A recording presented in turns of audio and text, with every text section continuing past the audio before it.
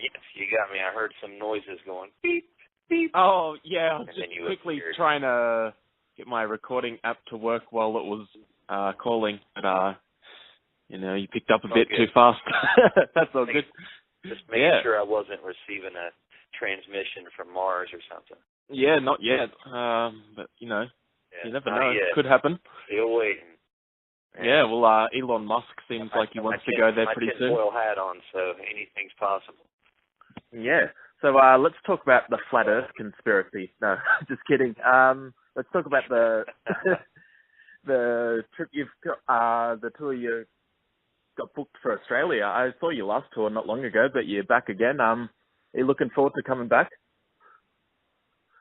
Oh, absolutely, man. Australia has been on the list for touring every year, fortunately for us, for the past 7-8 years. And I think the only year we've missed since 2010 is 2014. We didn't come through, but last year we came through with the acoustic tour, with a totally different show than what we're bringing this time.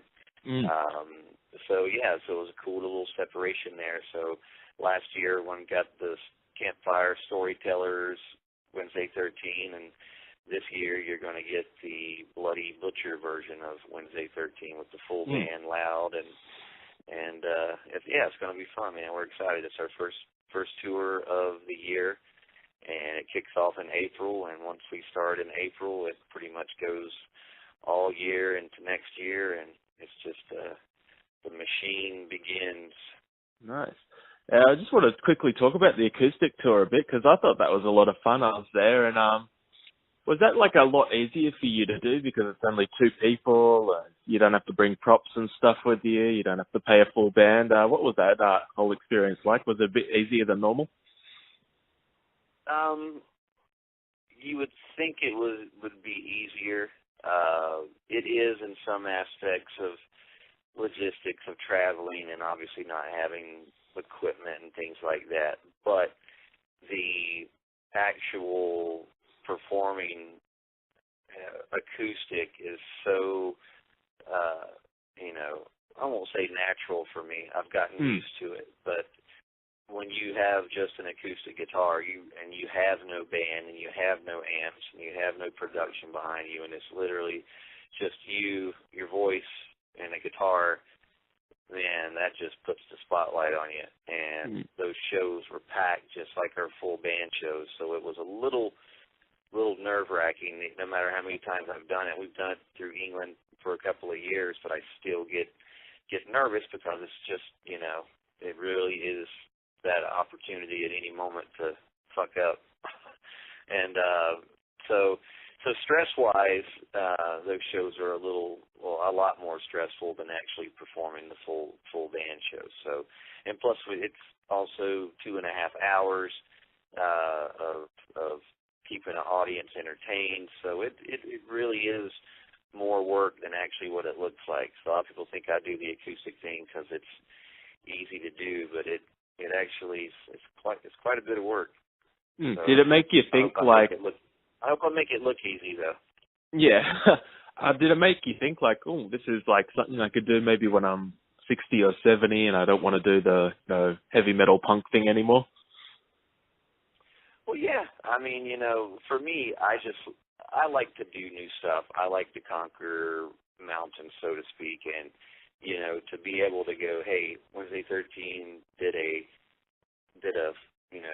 UK, Australia, US tour, acoustic, did over 50-some shows, all these different countries, pretty much just me and my guitarist, and we pulled it off. And I had people come up to me after the shows and say, I've seen you 1 million times, so this is my favorite time. So it's definitely made me be a better performer on stage. And when it gets time for me to, not make loud noises, I know I can always do this now. So I've sort of made that a staple, so it won't be like a new thing whenever I do turn 60 and I go, oh, I'm doing acoustic now. People go, awesome, you've been doing that for a while.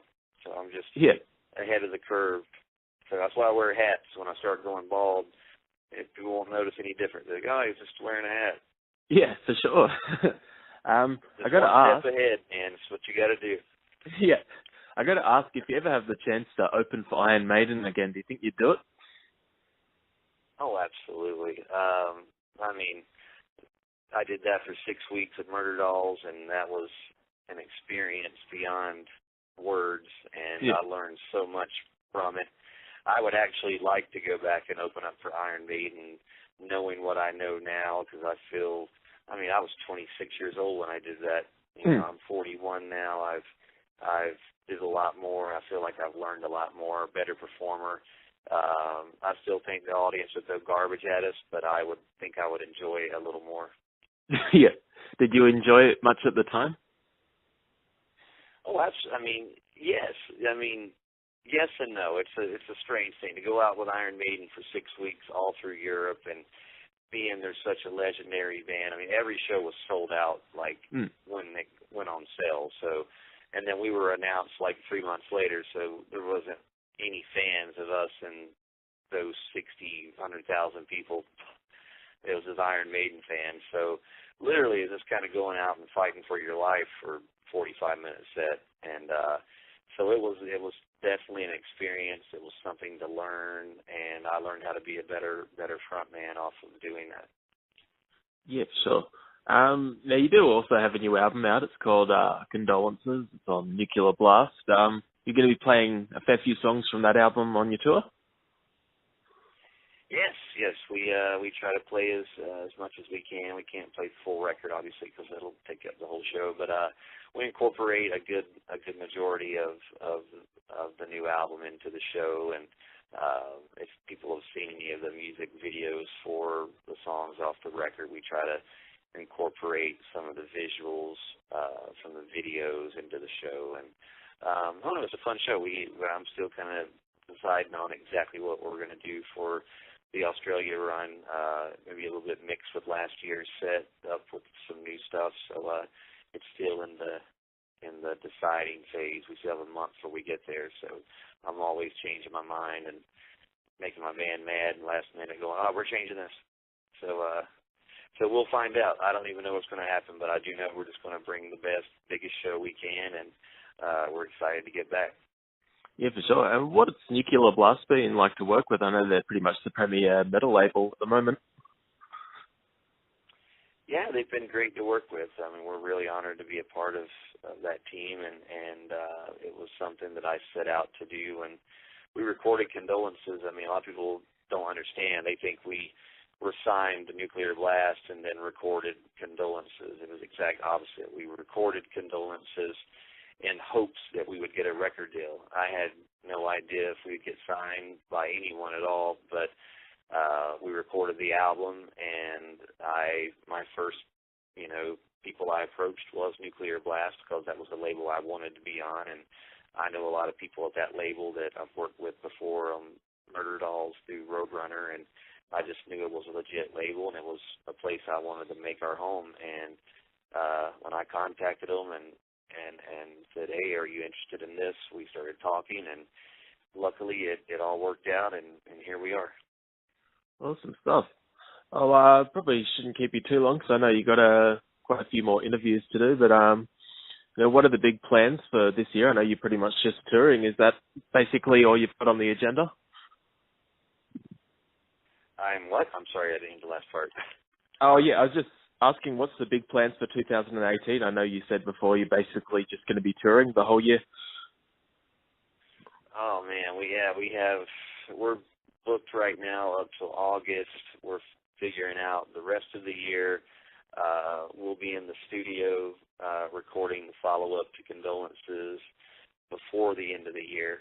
Our plan is to have it recorded and finished before the end of the year, and hopefully have it out around summer next time. And we'll be touring and nonstop and just trying to keep this machine going, and we're trying to build the band's profile bigger and better, and